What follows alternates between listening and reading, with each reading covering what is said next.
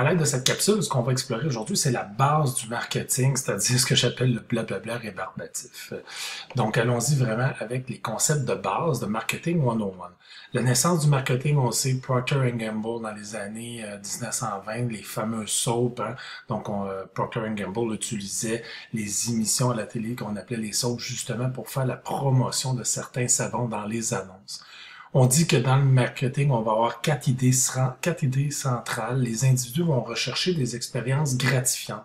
Quand on parle de vente à certains individus, les gens pensent automatiquement au côté négatif, le côté Darth Vader, au lieu de l'aspect positif de l'expérience de vente.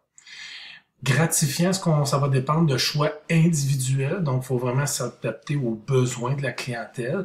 Et c'est supposé être un échange qui est volontaire, concurrentiel, en fonction, encore une fois, d'objectifs individuels. On disait à l'époque que le client est roi, ou l'échange va être fonction du marché. Aujourd'hui, on pense plus que le client doit justement être dans une étape d'action pour prendre ses décisions.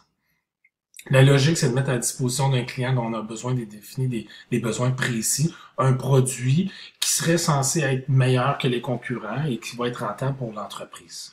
Le marketing devient donc une activité intégrant quatre variables: le produit, le marché, la concurrence et l'environnement. Donc, on connaît les bases du marketing mix où ce que le client va intervenir avec justement le produit, la concurrence et que la communication qui va être fait. Mais ce que moi, je vais plutôt parler dans mes cours, c'est le processus de marketing où ce qu'on a des marchés, qu'on détermine certains segments, on va prendre une certaine direction pour aller chercher les segments qu'on a identifiés parmi ceux qui existent dans le marché pour arriver avec une offre. On va soutenir cette offre-là et on va essayer de contrôler le tout. Et c'est vraiment une roue qui tourne sans fin en fonction de ce qu'on connaît du client, du marché et de ses comportements. On va aussi aller vers le marketing opérationnel. Donc, c'est quoi? C'est l'ensemble des acheteurs et des vendeurs. On va pouvoir parler de produits, de géographie, de temps précis et d'individus. Il va y avoir trois grands marchés qui existent. Le principal, l'environnement et le générique. Donc, de plus en plus précis quand on va parler du principal.